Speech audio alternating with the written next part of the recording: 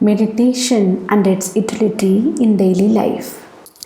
Meditation is not for a few, but is necessary for all human beings. The inner self of a person touches the higher self, the Param Tattva, during the deep sleep daily. This unknown touch recharges the battery of man. So, when he gets up from his sleep, he feels that he is refreshed, full of strength, and relaxed. This is a natural process for all persons alike. If one could not sleep properly, he feels disturbed and is in a sort of weariness. It is the experience of every man, whether he is rich or a beggar, a literate or an illiterate, an executive or a laborer, a farmer or a businessman, a housewife or a huckster. So, every man needs peace, strength, ability to discharge his duties, and for tranquility of mind. So, a wonderful discovery of man is to keep his inner self in touch with the source in a wakeful state for longer periods continuously through specific type of systematic practices. This is called the art of meditation, and such a person is said to be a yogi without any discretion or distinction of caste, creed, color, and country. Dhyanam Nirvishyam Manaha, that state of the mind wherein there are no Vishayas or sensory thoughts, is meditation. Whether Oriental or Occidental, Hinduism or Mohammedanism, Buddhism or Jainism, Christianity or Judaism, Shintoism or any other ism, the spiritual purpose and meaning is to lead an individual soul to the ecstatic communion with the universal divinity or one truth, the source. A continuous flow of perception of thought is dhyana. Tatra pratyaya ekatananta dhyanam. It is the flow of continuous thought of one object or God or Atman or Supreme Source. Tailadaravat. According to Raja Yoga, meditation is the seventh rung or step in the ladder of yoga. One cannot attain the state unless he knows the art of concentration. What is concentration? Deshabandhash chittasya dharana. Concentration is fixing the mind on an external object or an internal point continuously without interruption or break for a minimum of 12 seconds. So, an aspirant has to develop himself in concentration, which itself is changed into meditation.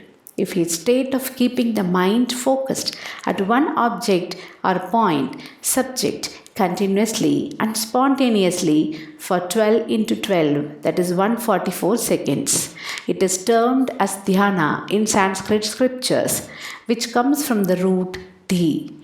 In English, we generally call it intellect, which is the basic root with different derivations in different practices. However, buddhi, reasoning faculty, is said to be directly based on this root term. Yet, this term is used liberally by all systems of yoga, which is central theme of all mystic techniques, leading one to higher levels of spiritual consciousness with profound depths of spiritual expansion and takes one to God realization or self-realization. Meditation may be objective or on qualities or purely subjective or one's own breath. In objective meditation, the sadhaka meditates upon an idol or picture of his Ishtadevata, may be Lord Shiva, Vishnu, Rama, Krishna, Christ, Buddha, or any other god or goddess. For him, the idol is something alive, vibrating with supreme reality, omnipresent, omniscient, and omnipotent. He may meditate upon the beatitude, the qualities, and the activities of his Ishtadevata, or he may meditate upon the all-pervading pulsating supreme energy which is within him and without, permeating everywhere. This is subjective meditation. Similarly, on his breath, while inhaling and exhaling with minimal signs, all meditations are good. What counts is the intensity and unbroken continuity of meditation. An aspirant has to rest his soul on the bosom of the Lord, to bathe in the bliss of divine ecstasy, to drown his ego in the ocean of eternity, to draw sustenance and strength from the source to attain whatever he is capable of achieving. A sadhaka should meditate regularly, chew and digest what he has learnt, to transform what he has learnt into wisdom, to apply that wisdom to solve the problems that cross his path daily.